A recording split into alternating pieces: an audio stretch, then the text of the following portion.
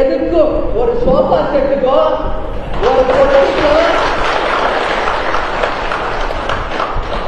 எதுக்கும் ஆசைப்படாமல் நாம் பயணிக்கும் கூட்டணிக்கு விசுவாசமாக தர்மத்தோட நாம் கிடைத்த ஒரு சீட்டானாலும் உண்மையாக இருக்கின்ற கட்சி தேர்வு. ஏன் நம்ம நினைச்சிருந்தா விஜய போய் பார்த்துருக்கு என்னால முடியாதா? என் கட்சிக்காரங்க கூட வந்திருக்க மாட்டீங்களா? சொல்லுங்க. அமைச்சருக்கு ஓடுறாங்க எல்லாம். அமைச்சர் என்ன ஒரு வார்த்தை நான் சொல்லியிருந்தா விஜயை வீடு தேடி வந்து துணை முதல்வரை இதான் உண்மை. ஆனால் இதுக்கெல்லாம் ஆசைப்படுற கட்சி இல்ல தேமுதிக.